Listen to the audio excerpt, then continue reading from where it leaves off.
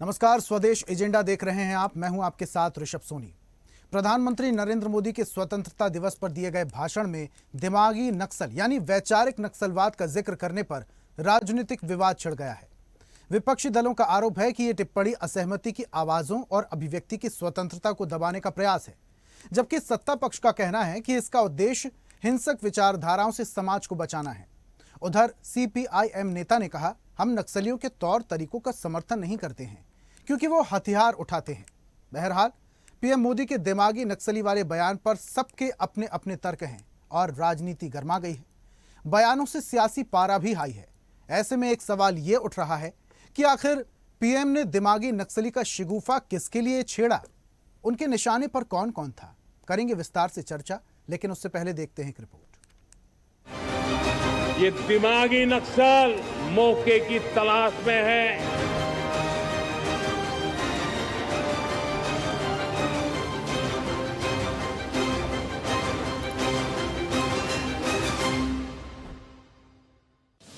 हथियारी नक्सल तो गए, लेकिन दिमागी नक्सल, ये दिमागी नक्सल मौके की तलाश में है।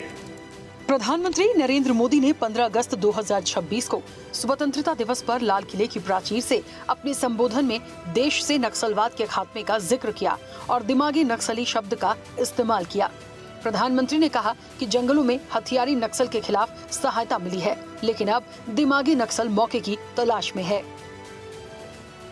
जंगलों में हमें हथियारी नक्सलों का खात्मा बुलाने में, उस संकट से देश को मुक्त कराने में सफलता मिली है, लेकिन हथियारी नक्सल तो गए, लेकिन दिमागी नक्सल, ये दिमागी नक्सल मौके की तलाश में है।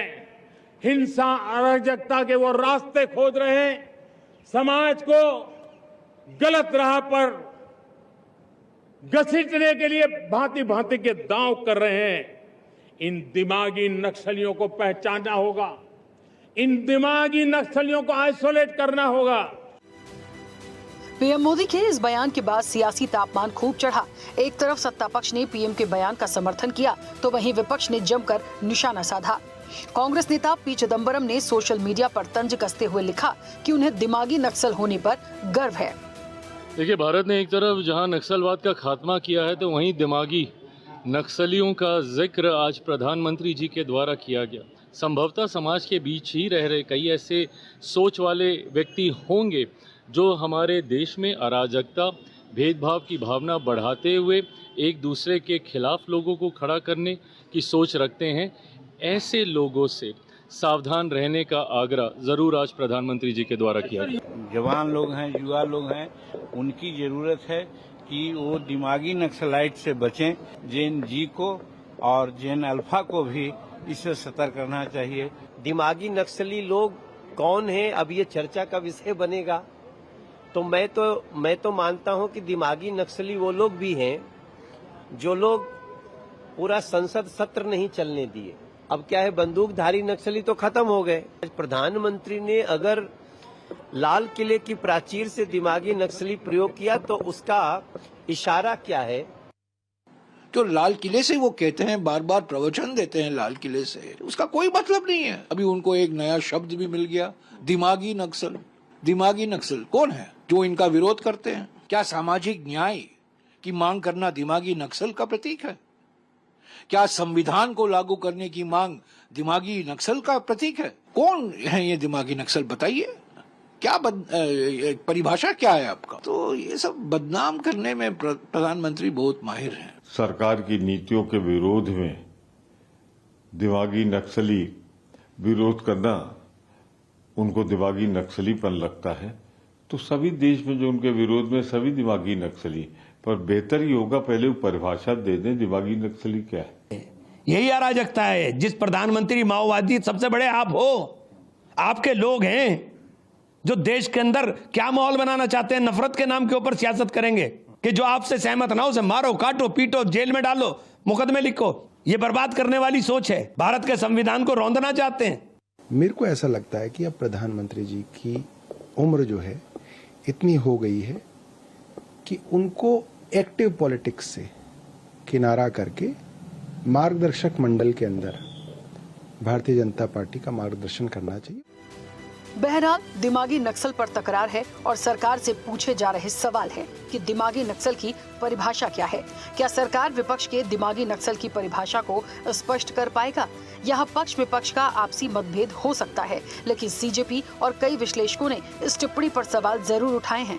ऐसे में पीएम के दिमागी नक्सल बयान का आगामी समय में कोई साइड इफेक्ट होगा, ये देखने वाली बात होगी। चैनल हेड आरपी श्रीवास्तव के साथ एग्जीक्यूटिव एडिटर राखी वर्मा की रिपोर्ट। ये दिमागी नक्सल मौके की तलाश में है।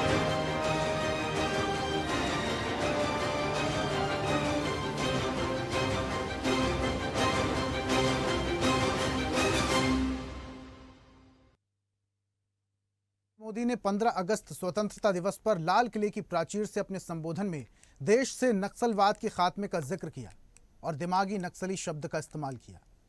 प्रधानमंत्री ने कहा कि जंगलों में हथियारी नक्सल के खिलाफ सफलता मिली है, लेकिन अब दिमागी नक्सल मौके की तलाश में है। अब प्रधानमंत्री के इस बात को लेकर अलग अलग बयान भी सामने आए, जो हमने आपको सुनवाए। पीएम मोदी के इस बयान के बाद सियासी तूफान खूब चढ़ा और सियासी तापमान भी बढ़ा। एक तरफ सत्ता पक्ष ने पीएम के बयान का समर्थन किया, तो वहीं विपक्ष ने जमकर निशाना साधा। कांग्रेस नेता पी चिदंबरम ने सोशल मीडिया पर तंज कसते हुए लिखा, उन्हें दिमागी नक्सल होने पर गर्व है। अब इसके भी अलग अलग मायने निकाले जा रहे हैं। हमारे साथ कुछ मेहमान भी जुड़ेंगे, उनसे भी हम चर्चा करेंगे। लेकिन ये दिमागी नक्सल को लेकर आखिर अलग अलग नेताओं के अलग अलग विचार कैसे हैं और सत्ता पक्ष की तरफ से दिमागी नक्सल को लेकर क्या धारणा है, इस पर भी हम बात करेंगे। आरजेडी के राज्यसभा सांसद मनोज झा, तृणमूल कांग्रेस के सांसद कीर्ति आजाद, इन्होंने भी बयान दिया है।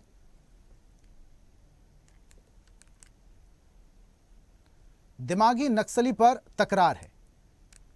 सरकार से सवाल पूछे जा रहे हैं कि दिमागी नक्सली की परिभाषा आखिर है क्या, और प्रधानमंत्री मोदी ने ये जो शब्द का इस्तेमाल किया है दिमागी नक्सली, इसके पीछे क्या तर्क होगा और किसकी तरफ इशारा है, ये भी हम समझने की कोशिश करेंगे। अब विपक्ष जो है वो सवाल पूछ रहा है कि प्रधानमंत्री मोदी ही बताएं कि दिमागी नक्सली की परिभाषा है क्या, आखिर कौन लोग हैं दिमागी नक्सली। वहीं सत्ता पक्ष के तमाम नेताओं ने इसका समर्थन भी किया। इसी पर आज हम चर्चा भी करेंगे। कुछ मेहमान हैं हमारे साथ, जल्दी से परिचय करवा देते हैं। बीजेपी नेता अनिल गोयल हमारे साथ हैं। अनिल जी, बहुत स्वागत आपका। कांग्रेस नेता पवन डोगरे हैं। डॉक्टर पवन डोगरे, आपका भी बहुत स्वागत करता हूं। सपा प्रवक्ता रविंद्र प्रताप सिंह हमारे साथ जुड़ रहे हैं। रविंद्र जी, आपका भी बहुत स्वागत। वरिष्ठ पत्रकार के तौर पर सुमन भटनागर जी हमारे साथ हैं। सुमन जी, बहुत स्वागत। और एक और वरिष्ठ पत्रकार जाकिया खान भी हमारे साथ हैं। जाकिया जी, बहुत स्वागत करता हूं। और इस चर्चा की शुरुआत अनिल जी आपसे ही करेंगे। अनिल जी, सुन पा रहे हैं? अनिल जी, मेरी आवाज आप तक पहुंच पा रही है? ठीक है, अनिल जी से संपर्क नहीं हो पा रहा। पवन जी, सुन पा रहे हैं? ठीक है, पवन जी से भी संपर्क नहीं हो पा रहा है। जकिया हमारे साथ जुड़ी हैं। जकिया जी, सुन पा रही हैं आप? जकिया जी, मेरी आवाज आप तक पहुंच पा रही है? लगता है कुछ तकनीकी समस्या है, उसे दुरुस्त करके जल्दी से अपने मेहमानों की तरफ रुख करेंगे और चर्चा भी करेंगे कि आखिर प्रधानमंत्री के नक्सली शब्द और दिमागी नक्सली को लेकर किस तरफ संकेत थे। अब अलग अलग राजनेता इसके अलग अलग मायने निकाल रहे हैं, लेकिन आखिर दिमागी नक्सली किसकी तरफ इशारा था। प्रधानमंत्री ने लाल किले की प्राचीर से स्वतंत्रता दिवस के अवसर पर आखिर ऐसा क्यों कहा और किसकी तरफ ये इशारा है। अब छत्तीसगढ़ में केंद्रीय गृह मंत्री अमित शाह ने बीड़ा उठाया था लाल आतंक को खत्म करने का, जो कि हुआ भी। छत्तीसगढ़ नक्सल मुक्त हो चुका है। इसके अलावा और भी जो इलाके थे वहां पर भी नक्सलियों को लेकर लगातार कार्रवाई चल रही है। एक टारगेट सेट किया गया था मार्च 2026 लाल आतंक को खत्म करने के लिए। वो टारगेट अचीव भी किया गया। और इसी के चलते प्रधानमंत्री ने कहा कि हथियारी नक्सली को तो हमने खत्म कर दिया, लेकिन ये जो दिमागी नक्सली हैं इनसे बचने की जरूरत है। अर्बन नक्सल के बाद अब दिमागी नक्सल पर सियासत खूब हो रही है। मेहमान हमारे साथ जुड़ चुके हैं। जकिया जी सुन पा रहे हैं?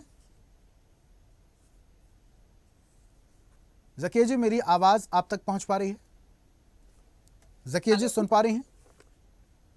बिल्कुल सुन पा रही हूँ, ठीक आप है बोलिए। जी जकिया जी, अब आवाज आ रही। कुछ तकनीकी समस्या हो गई थी, इसलिए शायद ऑडियो का कुछ प्रॉब्लम आ रहा था। खैर, वापस से टॉपिक पे चलते हैं। अर्बन नक्सल के बाद अब ये जो दिमागी नक्सल पर सियासत हो रही है, प्रधानमंत्री ने ये जो दिमागी नक्सल नाम का शिगुफा छोड़ा है, ये क्या लगता है किसके लिए छोड़ा होगा? क्या मायने निकाले जाएं इसके? देखिए, एक तरह से बोला जाए तो इन्होंने दबी जबान में बहुत चीजों को टारगेट कर दिया, ठीक है, और पॉजिटिव एक्शन में इस कन्वर्सेशन को नहीं लिया जा सकता, क्योंकि जिसे आप नक्सलवाद बोल रहे हैं वो कहीं ना कहीं हमारे प्रोटेस्टर्स से रिलेटेड जी। और जब एजिटेशन और प्रोटेस्ट को आप नक्सलवाद या किसी के साथ जोड़ दें तो ये खुद में एक बहुत बड़ी, मतलब बोलते हैं ना कि इससे दुर्भाग्यपूर्ण बात कुछ नहीं हो सकती। एक तो ये कि इतने पूरे आवाम के लिए एक समान है, एक पूजनीय समान है, और उनकी तरफ से एक वार्ता निकलती है, जो वार्ता कहीं ना कहीं आज के बच्चों को जो कि एजुकेशन में लगे हुए हैं, जो अपनी बातों को आगे करने के लिए आगे आ रहे हैं, उससे जुड़ता हुआ दिख रहा है। कहीं से भी इसमें नक्सलवाद का सिर्फ यहाँ पे बात नहीं आ रहा, क्योंकि ऐसा कोई भी अभी हमारे सामने दृश्य नहीं है जहाँ पे कि हाँ नक्सलवादियों पे ये वार्तालाप की गई, ये शब्द उन पे छोड़े गए। तो जो चीज अभी सिनेरियो हमारे सामने था वो था हमारे यंगस्टर्स की प्रोटेस्ट, उसके बाद हमारे अल्फा की प्रोटेस्ट, जो कि बहुत तेजी से रफ्तार पकड़ रही है, और बहुत सारे स्टेट्स में काफी सारी चीजें दिखने मिल रही हैं। डिसेबल्ड बच्चों की प्रोटेस्ट अपने तरीके से वो कर रहे हैं। तो एक चीजों को जहाँ पे कोई भी जो विचारक होगा, जो जिससे अभी आप ये बात कीजिएगा, उनकी विचारधारा में यही चीज आ रहा है कि मोदी जी ने कहीं पे उन बच्चों को इस बात को रख के कहीं ना कहीं उन्होंने उन्हें घात किया है, तकलीफ दी है। और खासतौर से ऐसे दिन जहाँ पे लोग आपसे बहुत सारी अच्छी बातों की उपेक्षा करते हैं, काफी सारी राष्ट्रवादी बातों की और ऐसी बातों की जहाँ वो कुछ आपसे सीख के आगे और कुछ करने की क्षमता बढ़ाए, वहाँ पे उस तरह की वार्तालाप में कहीं न कहीं देश भर के युवाओं को, देश भर के थोड़ा सा। ठीक है जाकिया जी, आऊंगा वापस से आपके पास में। अनिल जी सुन पा रहे हैं? अनिल जी मेरी आवाज सुन पा रहे हैं? देखिए कुछ तकनीकी इशू हैं, उसे जल्दी दुरुस्त करके वापस से आएंगे। तब तक जाकिया जी से ही बात कर लेते हैं। जाकिया जी, ये जो अभी सिनेरियो आ रहा है, जाकिया जी सुन पा रही हैं? जाकिया जी मेरी आवाज सुन पा रही हैं? आ रही है आवाज? हाँ ठीक है मैम, अब आ रही है। जाकिया जी, लेकिन इसको लेकर अलग अलग राजनेताओं के अलग अलग बयान आ रहे हैं। विपक्ष के जो नेता हैं वो ये कह रहे हैं कि जो सरकार की नीतियों का विरोध करे, जो सरकार का विरोध करे, जो सरकार के सामने आकर खड़ा हो जाए, उसे दिमागी नक्सली कहा जा रहा है।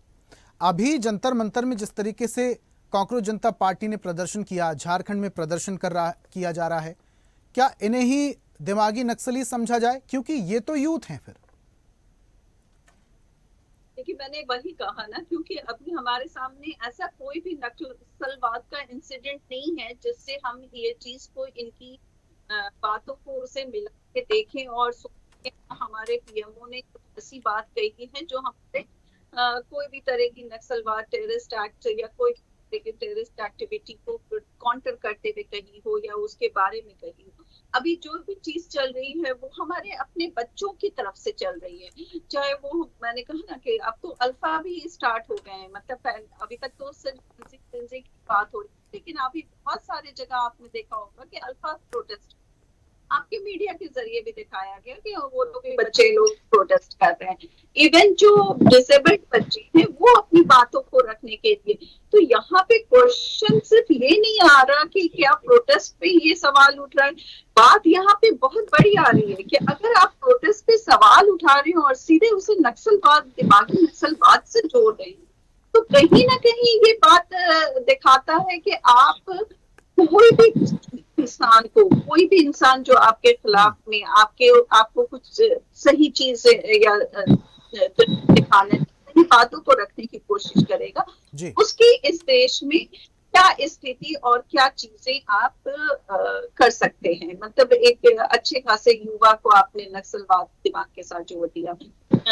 रही बात जहां तक लाल सलाम की, या कहीं ना कहीं उससे थोड़ा सा कम्युनिस्ट के साथ भी जोड़ा जाता है, तो अभी मुझे नहीं लगता कि कोई भी कम्युनिस्ट की ऐसी एक्टिविटी या लाल सलाम की कुछ भी ऐसी चीजें आई हैं जहां पे हम लोग ये सोचे कि नहीं इन्होंने इनके बारे में कहा, कि वो चीजें वही निकल के आ रही है कि ये बच्चों से जुड़ी बातें आ रही है। ठीक है, ठीक है। अनिल जी सुन पा रहे हैं? सौरभ जी मैं आपको सुन रहा हूँ, आप मेरी आवाज आप पर आ रही है नहीं आ रही है? बिल्कुल, आपकी आवाज अब स्पष्ट तरीके से आ रही है। सबसे पहले अनिल जी आपसे समझेंगे, प्रधानमंत्री ने जो बात कही है कि हथियारी नक्सलियों से ज्यादा खतरनाक है दिमागी नक्सली, किस तरफ इशारा था? किन्हें कह रहे थे? उन लोगों को कह रहे थे जो सरकार की नीतियों का विरोध करते हैं, सरकार के सामने आकर खड़े हो जाते हैं, प्रदर्शन करते हैं, उन्हें कहा जा रहा था दिमागी नक्सली? ऋषभ जी, बड़ा स्पष्ट है कि लोकतंत्र के अंदर देश हित में विरोध करना निश्चित तौर पर लोकतंत्र का ये शान है जी। लेकिन उस विरोध को सकारात्मक करना, उस विरोध को देश के हित में करना, उस विरोध को देश की समस्याओं को समाधान के लिए करना, और उस विरोध को सरकार को जगाना, वहां तक तो ठीक है। लेकिन अगर उस विरोध के अंदर नकारात्मक सोच हो, उस विरोध के अंदर दंगा भड़काने की सोच हो, उस विरोध के अंदर नेपाल जैसी स्थिति पैदा करने की सोच हो, उस विरोध के अंदर अगर कहीं भी ऐसे सामाजिक तत्वों को बढ़ावा देने की सोच हो, तो निश्चित तौर पर उसका विरोध करना चाहिए। आज मानो हमारे पास कोई भी आदमी विरोध करता है, उस विरोध को, अगर वो विरोध देश हित में है, उसका समर्थन करो। लेकिन कहीं जिस तरीके से अभी जंतर मंतर पर जो विरोध हुआ है, जंतर मंतर विरोध होने के बाद में कई काम ऐसे हुए हैं जो निश्चित तौर पर उनको हमको रोकना चाहिए, समझाना चाहिए। जैसे पुलिस की, अनिल जी वो दिमागी नक्सली थे? जी नहीं, मैं दिमागी नक्सली के विषय में ही आपको डिटेल बता रहा हूँ कि कोई व्यक्ति विशेष नहीं है, ये सोच विशेष का मामला है। अगर कोई भी व्यक्ति गलत रास्ते पर चलने वाले लोगों का समर्थन करता है, उनको उकसाता है, उनको समझाता नहीं है, उनको सही रास्ते पर नहीं लाता है, देश हित को सर्वोपरि मानते हुए, वहां पर आप किसी पार्टी हित को सर्वोपरि नहीं मानेंगे। वहां पर मैं किसी व्यक्ति विशेष के हित की बात नहीं कर रहा। हमारे सामने देश हित सर्वोपरि होना चाहिए। हमारे सामने देश के सभी नागरिक को बराबर का सम्मान मिलना चाहिए। हमारे सामने हमारी सुविधाओं के साथ साथ जो अन्य लोग हैं उनकी सुविधाओं का भी हमको ध्यान रखना चाहिए। अपनी सुविधा के साथ अपने कर्तव्यों का भी हमें ध्यान रखना चाहिए। तो निश्चित तौर पर जो नक्सली सोच के बारे में माननीय प्रधानमंत्री जी ने कहा है, वो इसलिए कहा है कि नकारात्मक सोच नहीं होनी चाहिए। मतलब जिनके पास हथियार है उनसे तो हमारी सेना ने हथियार छीन लिए, उनको तो नक्सलवाद को तो खत्म कर दिया, लेकिन नक्सली सोच को भी हम सबको मिलकर के ही खत्म करना है। कौन लोग हैं नक्सली सोच वाले लोग? अनिल जी, जो जंतर मंतर में प्रदर्शन कर रहे थे, क्या वो लोग थे नक्सली सोच वाले?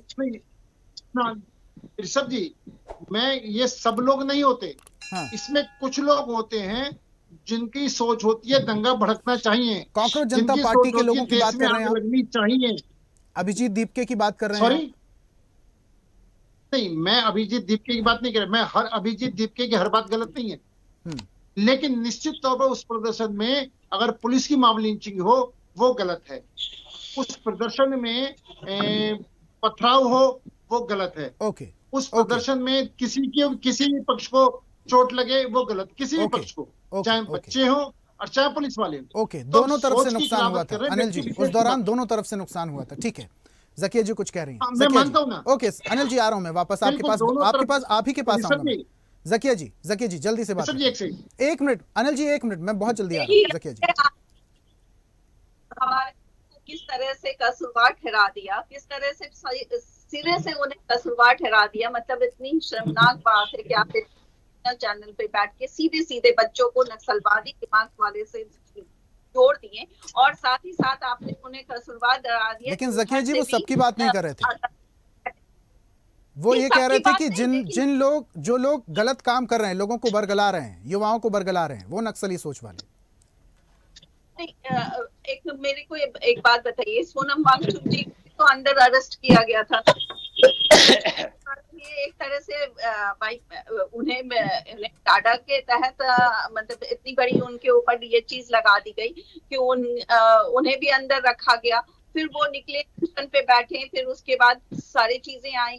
तो यहाँ पे जो भी इंसान दिमाग में, आप कैसे प्रोटेस्ट में तो सबसे पहले बच्चों को बुलेट गन्स लगे, इतने सारे ओके आपकी बात पहुंच गई, ठीक है ज़किया जी आपकी बात पहुंच गई। अनिल जी ऋषभ जी, मैं बड़ा स्पष्ट हूं कि आप हमारे जो छात्र हैं, हमारे जो बच्चे हैं, हमारे जो जैनजी हैं, पूरे हिंदुस्तान के एक हैं। एक तरफ मैंने बिल्कुल जंतर मंतर पर स्पष्ट कही है, किसी की चोट नहीं लगनी चाहिए, सब लोग गलत नहीं है, कुछ लोग उसमें गलत है, उनको रोकना चाहिए। आज जो रांची के अंदर हो रहा है, आज जो झारखंड के अंदर हो रहा है, वहां पर जो कुछ हो रहा है, वहां पर हमारे कुछ बुद्धिजीवी वर्ग जो जंतर मंतर का विरोध कर रहे हैं, लेकिन वहां पर चुप है, वहां पर उनके मुंह में दही जमा हुआ है। तो निश्चित तौर पर उन लोगों को अपने आप सोचना चाहिए कि ये सब गलत क्या हो रहा है। आज हमारे राहुल गांधी जी माननीय विपक्षी नेता है, वो निश्चित तौर पर कोटा जा रहे हैं, देहरादून जा रहे हैं, पुणे जा रहे हैं, शहर शहर में घूम रहे हैं, लेकिन जहां पर उनकी सरकार है वहां पे बच्चे 23 दिन से भूख हड़ताल में बैठे हुए हैं, वहां के बच्चे मरने को तैयार हैं, वहां की बेटियां मरने को तैयार हैं। आप झारखंड का जिक्र कर रहे हैं अनिल जी, आप झारखंड की बात कर रहे हैं, करने का समय नहीं। मैं झारखंड की बात कर रहा हूं। तो मुझे जरा एक बात बताइए, आपकी बात में विरोधाभास है। अनिल जी मुझे एक बात बताइए, आप झारखंड में जो प्रदर्शन हो रहा है, आप छात्रों के पक्ष में हैं, आप लोग छात्रों का समर्थन कर रहे हैं। जब ये जंतर मंतर में प्रदर्शन हो रहा था तब आप लोग छात्रों के समर्थन में क्यों नहीं आए? नहीं ऋषभ जी, आपने बहुत बढ़िया बात कर ली। हम वहां भी छात्रों के विरोध में नहीं है, यहाँ भी समर्थन में भी नहीं थे, यहाँ भी छात्रों की बात नहीं सर, पहले हमने यहाँ भी छात्रों की बात मानी और माननीय शिक्षा मंत्री का रिजाइन लिया, लेकिन वहां के छात्र शिक्षा मंत्री रिजाइन मांग रहे हैं, तो वहां के छात्रों की आवाज में आवाज बाकी दल क्यों नहीं मिला रहे? अनिल जी, जनता को यही समझ में नहीं आ रहा है कि शिक्षा मंत्री धर्मेंद्र प्रधान को अगर इस्तीफा देना ही था, आपको उनका इस्तीफा लेने ही था, तो इतना लंबा वक्त क्यों लग गया? कितने सारे पुलिसकर्मी घायल हो गए, कितने सारे स्टूडेंट्स घायल हो गए, कितनी महिला छात्रों के साथ वहां पर बदसलूकी हुई, खाने की किल्लत हुई, समस्याएं कितनी हुई। जब यही होना था तो इतनी सारी समस्याओं के बाद इस्तीफा क्यों? पहले ही इस्तीफा ले लेना था। ठीक है, मैं आऊंगा वापस से आपके पास। कांग्रेस नेता मैं आ रहा हूं। अनिल जी मैं बहुत जल्दी आ रहा हूं। मैं आ रहा हूं अनिल जी। डॉक्टर पवन का मैं रुक करूंगा। पवन जी सुन पा रहे हैं? डॉक्टर पवन सुन पा रहे हैं? हाँ ऋषभ जी, आपकी क्लियर आवाज आ रही है। ठीक है, पूरी बात सुनिए आपने पवन जी, क्लियर आवाज। यहाँ पर अनिल जी की बातों में भी विरोधाभास दिखाई देता है। दूसरी तरफ ये क्लियरिफिकेशन भी नहीं हो पा रहा है कि दिमागी नक्सल आखिर किसे कहा जा रहा है। प्रधानमंत्री ने कह दिया, इस शब्द को लेकर सियासत शुरू हो चुकी है, लेकिन डिफेंड भी उतना ही किया जा रहा है। अलग अलग पार्टियों की तरफ से अलग अलग प्रतिक्रियाएं भी सामने आ रही हैं।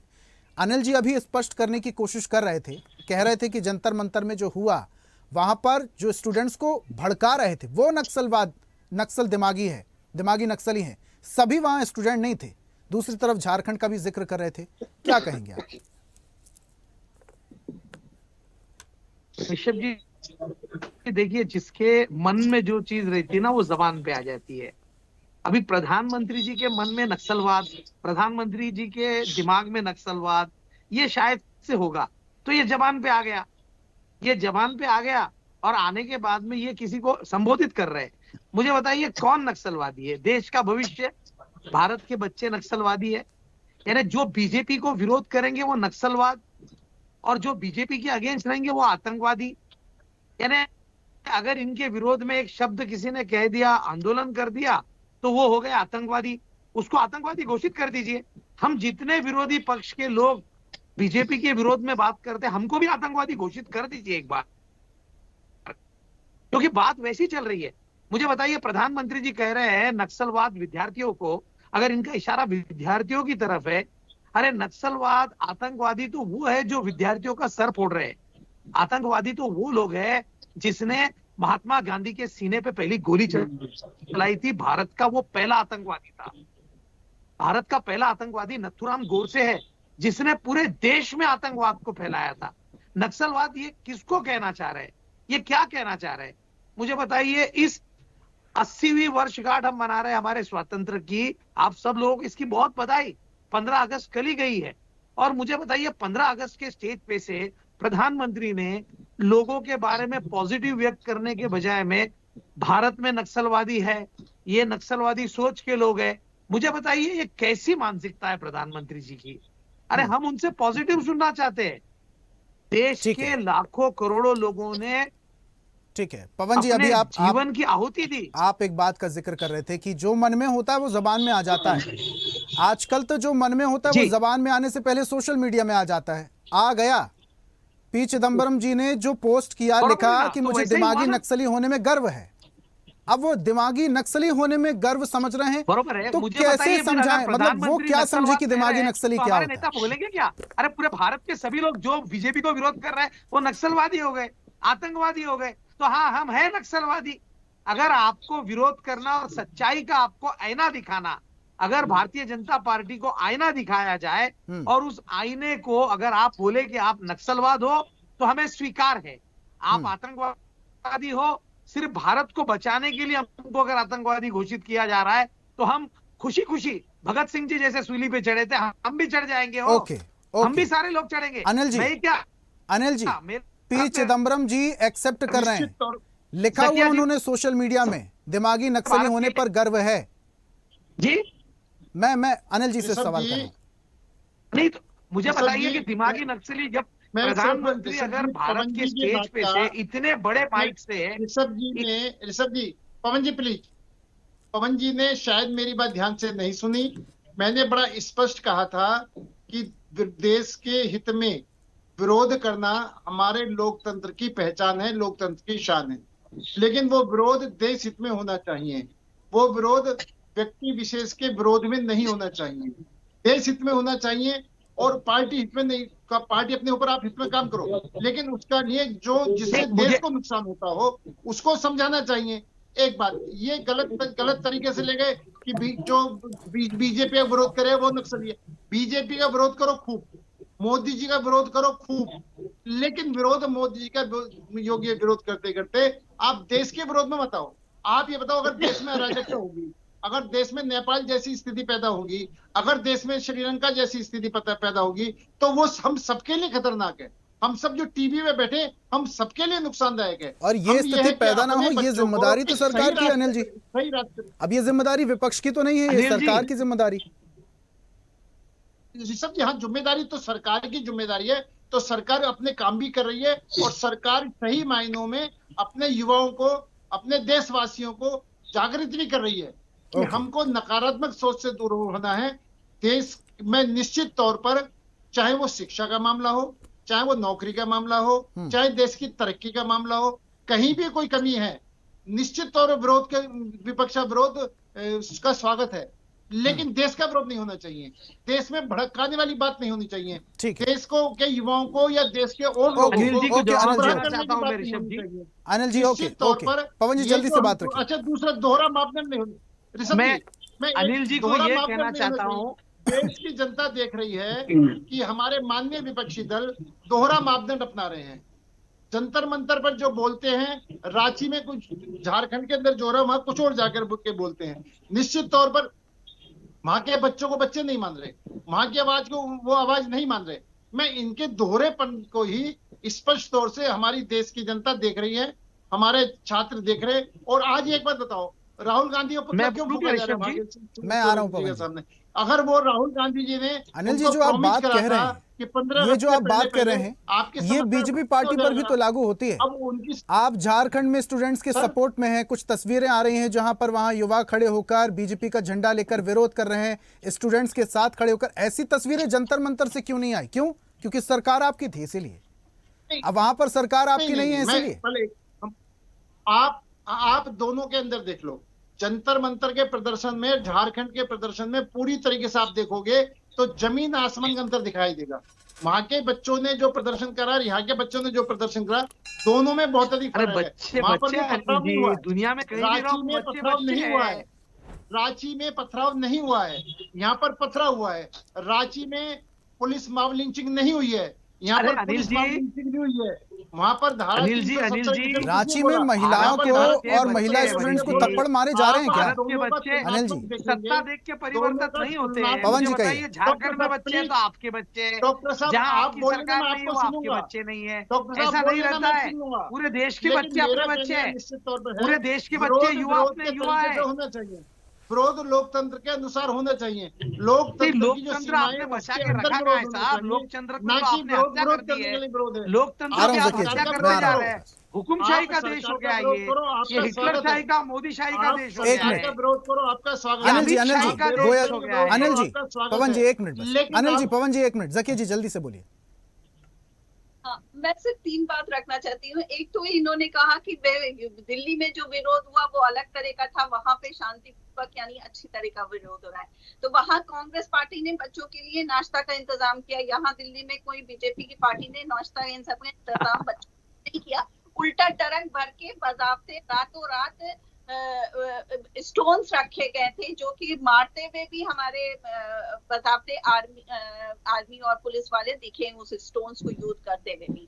उसके बाद रातों रात वहां पे टूटी हुई गाड़ियां रखी गई और बहुत सारी वो भी बाजाबते साइड से बाद में उठाई गई और काफी न्यूज चैनल तो उसको दिखा ही दिया गया कि प्रोटेस्टर्स ने इसे घात किया।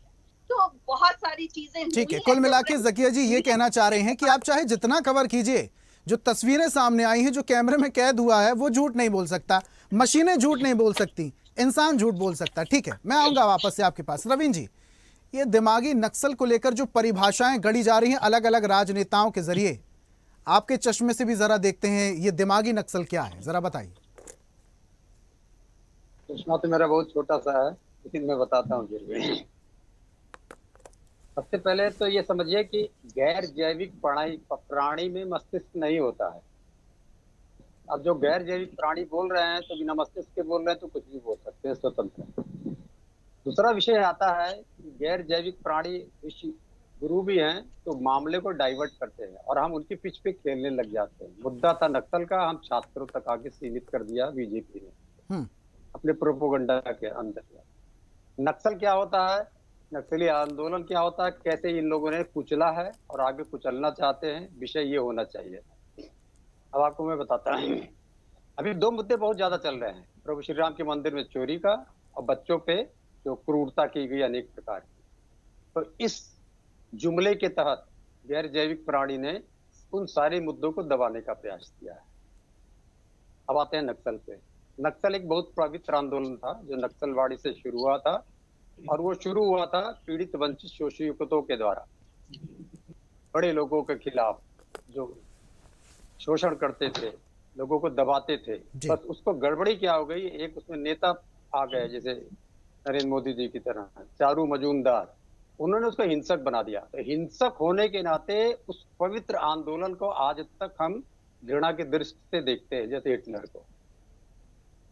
तो बेसिकली ये कहना क्या चाहते हैं जो गैर जैविक प्राणी हैं कि ये जो अर्बन जो शहर में कुछ अच्छे लोग हैं जो सोचते हैं कि देश का पूरा समूचा उद्धार हो जाए, कुछ व्यापारियों को छोड़ के, आरएसएस को छोड़ के, तो सारे के सारे नक्सली हैं, मतलब हिंसक हैं, सीधा सीधा मतलब होगा। कहने की हिम्मत नहीं हो पाया। क्यों? क्योंकि अब वो मुसलमानों को छोड़ के हिंदुओं को टारगेट कर रहे हैं। ये हिंदू क्या है, हिंदू उग्रवादी हैं, हिंदू आतंकवादी है, बोलेंगे अभी, और ऐसा कर चुके हैं। मैं बता रहा हूँ 2017 में अर्बन नक्सल था, अब आज 2026 में दिमागी नक्सल हो गया। इसके बीच का सफर कैसे जाता है? गौरी लंकेश जी की हत्या से जाता है, नरेश दामोलकर जी की हत्या से आता है, कालबुर्गी जी की हत्या से आता है।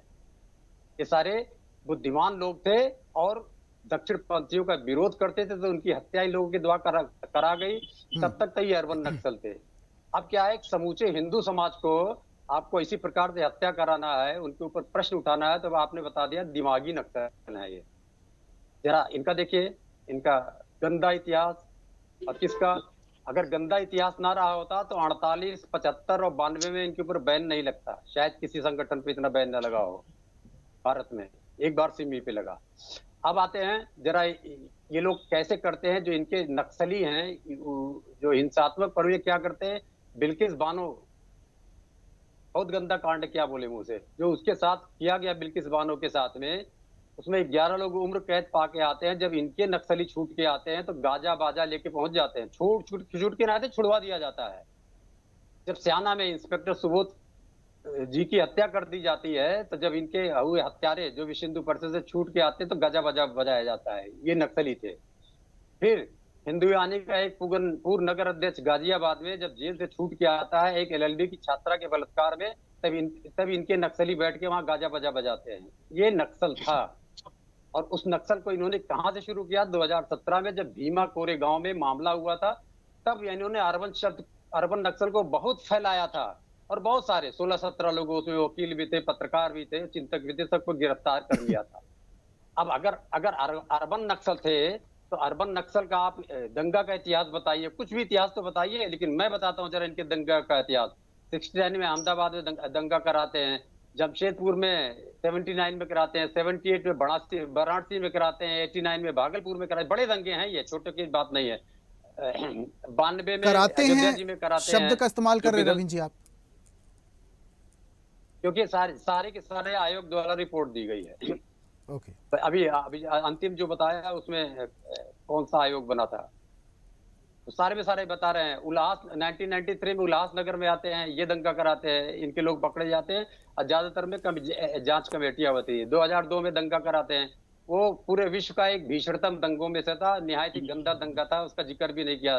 मुजफ्फरनगर दंगों में कराते हैं, दिल्ली दंगा कराते हैं। ये है नक्सली असल में। और हम छात्रों के पीछे भिड़ गए, बेचारे बच्चों के, ये हैं और इन्हीं को रोकना चाहते हैं। और कहां से प्रेरणा लेके आते हैं, इनके जो एक वैचारिक गुरु थे पुंजे जी, जब इटली घूमने जाते हैं, तब इटली किस लिए जाते हैं, इटली के सैन्य स्कूलों का निरीक्षण करने जाते हैं। क्या जरूरत थी भाई, कहां से पैसा आ गया 1931 में आपके पास में, इटली के सैन्य स्कूल विजिट करने जाइएगा आप। और वहां से मुसोलिनी से मिलके आते हैं, तब यहाँ पर एक लाठीमार संगठन बना लेते हैं अपने में संघ में। ये नक्सल हैं। नक्सल तो बहुत पवित्र शब्द था, आंदोलन भी पवित्र था। आपके किसी भी आंदोलन में पवित्रता रही हो तो आप बता दीजिए। अब इन्होंने एक पवित्रता दिखाई थी कि भारत को हिंदू राष्ट्र बनाएंगे। अब इनके जो वर्तमान आदमी ने कर दिया, जो इनके मुखिया हैं मातृ संगठन के, फादर तो इजराइल में बैठा हुआ है, तो जो मातृ संगठन के मुखिया हैं वो कह देते हैं हिंदू शब्द ही विदेश से आया हुआ है, अब वो हिंदू राष्ट्र भी नहीं बनाएंगे। तो इनका चरित्र दोगला, अभी दोगला कर रहे थे भारतीय जनता पार्टी के। ओके सुमन जी, कभी मैं जरा रोक कर लेता हूं, आ रहा हूं मैं। अनिल जी बहुत जल्दी आपके पास आ रहा हूं। सुमन जी, अलग अलग प्रतिक्रियाएं दिमागी नक्सल को लेकर। अभी कांग्रेस के बड़े नेता हैं पी चिदम्बरम, उन्होंने तो कह दिया कि दिमागी नक्सल होने पर मुझे गर्व है। अभी अनिल जी बता रहे थे कि दिमागी नक्सल का शब्द का अर्थ क्या है, सभी के लिए नहीं है। जंतर मंतर में स्टूडेंट्स को जो भड़का रहे थे, जो ब्रेन वॉश कर रहे थे, वो दिमागी नक्सल हैं। इन पर शिकंजा कसना बहुत ज़्यादा ज़रूरी है। क्या समझे, प्रधानमंत्री ने ये जो दिमागी नक्सल शब्द का इस्तेमाल किया है, क्या मायने निकलते हैं इसके, राजनीतिक मायने क्या हैं? देखिए, मुझे ऐसा लग रहा है कि प्रधानमंत्री ने लाल किला से अपने 1.5 घंटे के भाषण में कैजुअली तौर पर ये बात कही थी। मुझे नहीं लगता बहुत सीरियस उन्होंने इस बात को बड़ा गंभीरता से कहा था। एक आम बात है, नक्सल बड़ा मुद्दा है देश का, इस पर उन्होंने बोलते हुए जो अर्बन नक्सली या दिमागी नक्सली शब्द जोड़ दिया, उस पर एक बड़ा हंगामा खड़ा हो गया। इसमें कोई दो राय नहीं। ये ऐसी पहली बन गई है कि लोग अपने अपने हिसाब से इसका अर्थ निकाल रहे हैं। विपक्ष कह रहा है कि हम पर निशाना साधा गया है।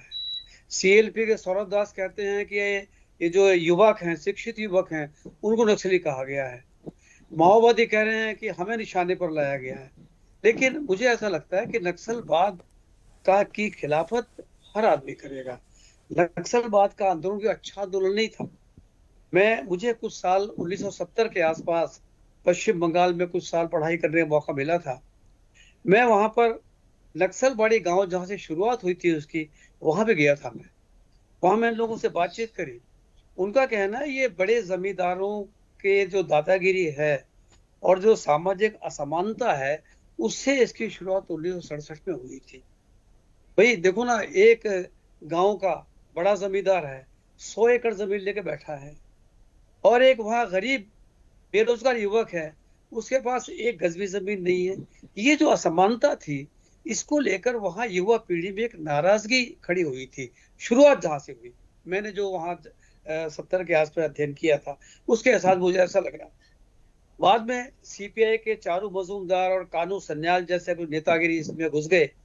उन्होंने इस आंदोलन को थोड़ा सा माओवादी की तरफ मोड़ दिया, और ये धीरे धीरे जो कहते हैं हिंसा की तरफ बढ़ना शुरू हो गया। कम से कम 5-6 राज्य थे, मतलब छत्तीसगढ़, उड़ीसा, झारखंड, मध्य प्रदेश, बिहार, ऐसे कई राज्य थे जहां इनका फैलाव हो गया। पुलिस से इनका टकराव होने लगा, आम आदमी भी इसके शिकार हुए, और आखिरकार सरकार ने सख्ती करी, और सख्ती करके नक्सलवाद को तो जैसा सब कह रहे हैं, मुझे भी अंदाजा है, काफी हद तक कंट्रोल कर लिया है। लेकिन ये दिमागी नक्सल एक नई चीज निकाल दी है उन्होंने।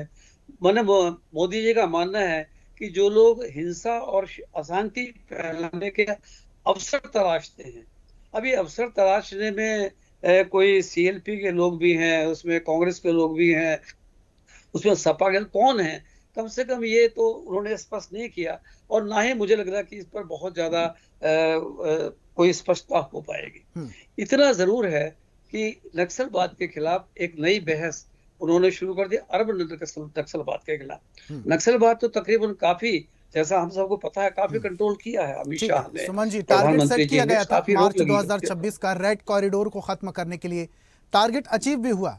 हमारे जवानों ने बहुत बेहतरीन काम किया, लाल आतंक सिकुड़ा, नो डाउट। आप अभी एक बात और कह रहे थे कि प्रधानमंत्री ने बस यूं ही कैजुअल कह दिया होगा, दिमागी नक्सलवाद कुछ ऐसा सीरियस मोड में नहीं कहा होगा। लेकिन प्रधानमंत्री नरेंद्र मोदी जब कोई बात कहते हैं तो पूरा देश नहीं, पूरी दुनिया सीरियसली लेती है। कोरोना टाइम में वो ताली बजाने के लिए कहते हैं, लोग थाली बजाने लगते हैं। प्रधानमंत्री सफाई की बात करते हैं, पूरा देश हाथ में झाड़ू लिए खड़ा हो जाता है। प्रधानमंत्री पेड़ लगाने के लिए बोलते हैं, जंगलों में पेड़ लगने लगते। प्रधानमंत्री की कोई भी बात हो, लोग सीरियसली लेते हैं, चाहे विपक्ष भी सीरियसली लेता है, भले ही उसमें राजनीति का एक एंगल निकल आता हो। ठीक है, अनिल जी कुछ कहना चाह रहे थे। सुरक्षा कर्मी मरे हैं। ठीक है, अनिल जी कुछ कहना चाह रहे थे। चल रहा था, 3500 मरे हैं सुरक्षा कर्मी, एक बड़ा गंभीर मामला नक्सलवाद का। अनिल जी एक मिनट, और इस पर मुख्यमंत्री बोले हैं, अच्छी बात है। मैं सिर्फ रविंद्र जी ने कुछ बात कही थी, मैं उनका जवाब देना चाहूंगा। परीक्षा में नकल के विरोध में जो कानून बना, उसका विरोध करा मुलायम सिंह यादव जी ने, जो इनकी पार्टी के। अभी इन्होंने व्यापारी के बारे में ये बोला कि व्यापारी गलत है, आरएसएस गलत है।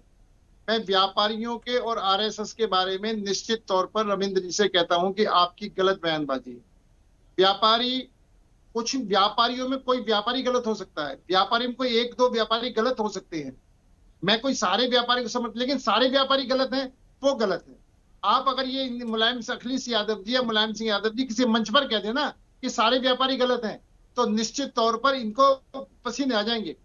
पूरा देश व्यापारियों से चलता है, उसमें कुछ व्यापारी गलत हो सकते हैं, हर जगह गलत व्यक्ति हो सकते हैं, लेकिन आप सभी व्यापारियों को कहना गलत है। इसी तरीके से आरएसएस के बारे में इन्होंने जो कुछ कहा है, 100% अगर आरएसएस गलत था, तो आप ये बताओ 26 जनवरी की परेड में जवाहरलाल जी ने आरएसएस को परेड में शामिल करा नहीं करा, तो इसका मतलब कांग्रेस भी गलत थी। आप ये बताओ, जहां भी देश को आवश्यकता होती है, आरएसएस के स्वयंसेवक वहां पर खड़े होते हैं। अगर किसी व्यक्ति विशेष में कोई कमी है, वो बहस का विषय हो सकता है, उस पर चर्चा हो सकती है, लेकिन आप किसी एक व्यक्ति विशेष को लेकर के पूरे संगठन में उंगली उठाओ। आज में समाजवादी पार्टी है, अगर समाजवादी पार्टी के अंदर कोई गुंडा है, कोई अपराधी है, तो पूरी समाजवादी पार्टी गुंडी और अपराधी तो नहीं हो गई ना। आप किसी व्यक्ति विशेष को आप अगर पार्टी के ऊपर लेते हैं, किसी व्यक्ति विशेष को वर्ग के ऊपर लेते हैं, किसी व्यक्ति विशेष को किसी संगठन के रूप में लेते हैं, तो निश्चित तौर पर यह गलत है। और हम यही कहते हैं कि जो नक्सलवादी सोच है वो भड़काने वाली नहीं होनी चाहिए। लेकिन अनिल जी एक बात बताइए जरा, जिस पार्टी की सरकार होगी, क्या उससे सवाल नहीं पूछे जाएंगे?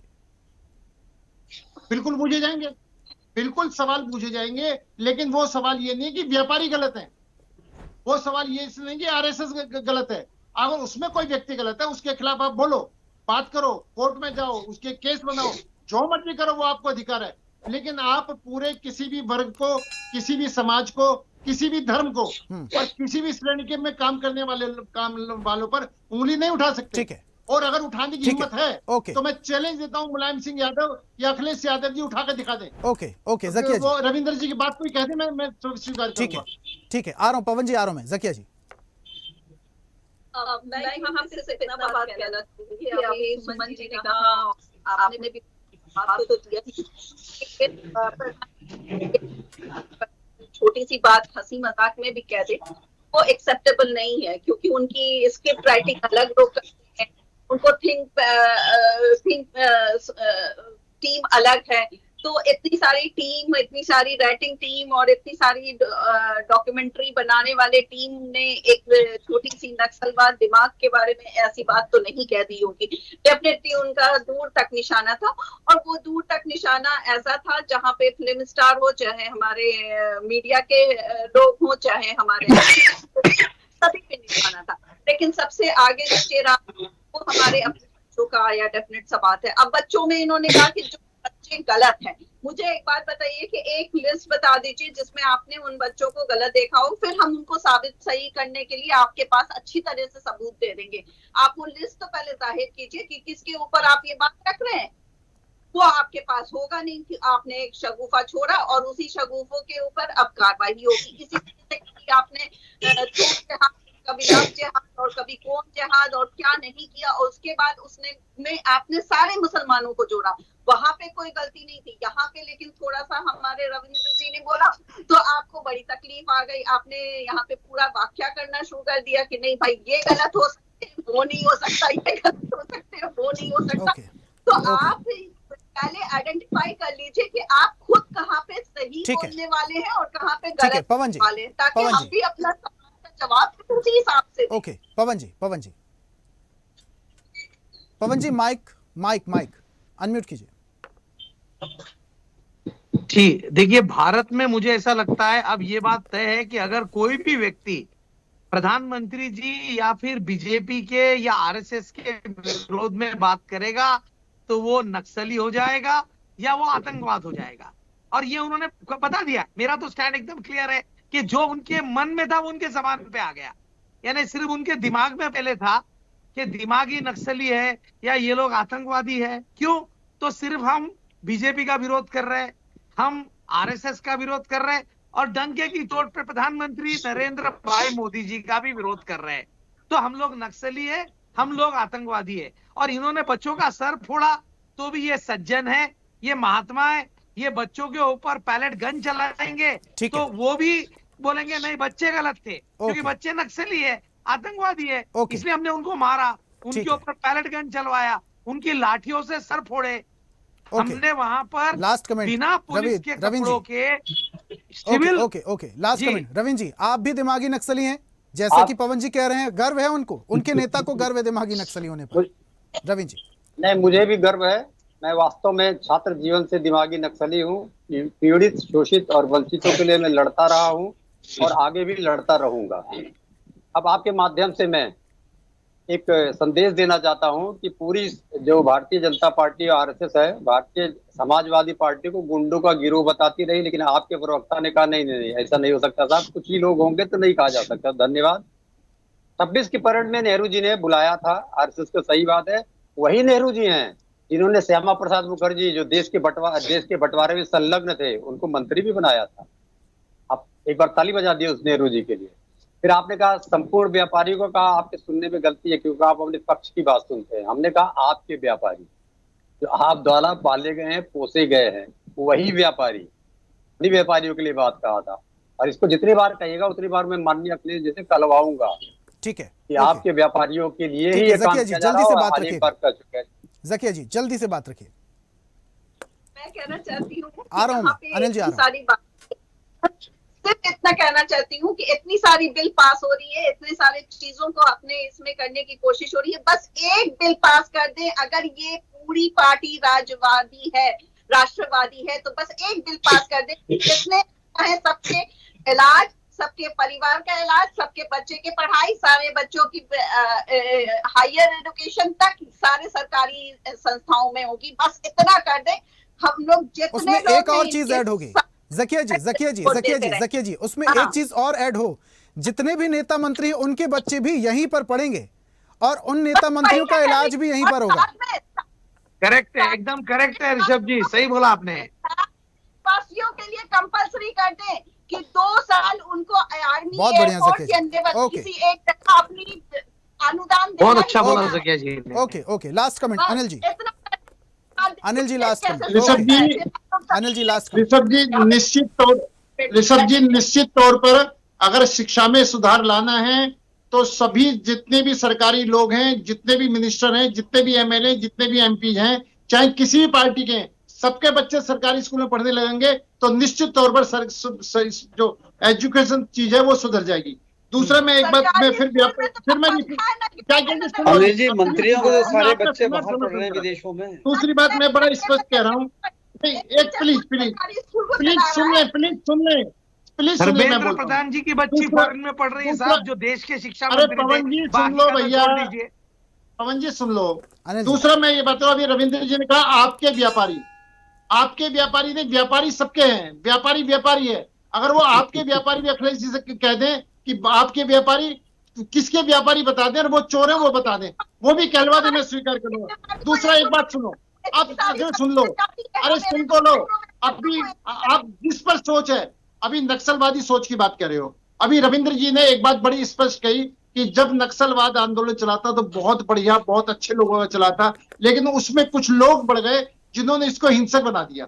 निश्चित तौर पर हम ये कहते हैं आंदोलन बुरा नहीं होता, आंदोलन जिसको हिंसक बना दिया जाता है वो बुरा होता है, जिसको गलत तरीके से भड़का दिया जाए तो वही बुरा होता है। वही नक्सली सोच है। अगर किसी को उस नक्सली सोचने पर गर्व है तो उस गर्व को हम स्वीकार करते हैं, वो अपने गर्वित होते रहे। ठीक है। दूसरी बात, अभी दिमागी नक्सल को लेकर जो सियासत शुरू हुई है, इसके क्या अलग अलग मायने निकाले जा रहे हैं और कितने और बयान आएंगे, ये देखने वाली बात होगी। आप सभी मेहमानों का हमारे साथ जुड़ने के लिए बहुत बहुत शुक्रिया। समय मुझे अब आगे बढ़ने की इजाजत नहीं देता। बहुत बहुत धन्यवाद चर्चा में शामिल होने के लिए, बहुत बढ़िया चर्चा हुई। तो नक्सलवाद को लेकर, यानी कि दिमागी नक्सल को लेकर प्रधानमंत्री ने एक बात कही कि हथियारी नक्सलियों से ज्यादा खतरनाक दिमागी नक्सली हैं। अब ये किसकी ओर इशारा था? और इसको लेकर जो राजनीतिक प्रतिक्रियाएं सामने आ रही हैं, क्या उनका ताल्लुक 2027 में 5 स्टेट के चुनाव से भी है? क्या मायने हैं, क्या कनेक्शन है, ये आने वाले कुछ दिनों में क्लियर हो जाएगा। आज की खास पेशकश में फिलहाल इतना ही। नमस्कार। और ऐसी ही ताजा खबरों के लिए लाइक, फॉलो और यूट्यूब पर सब्सक्राइब कर बेल आइकन जरूर दबाइए और हर अपडेट के लिए विजिट कीजिए स्वदेशलाइव.com।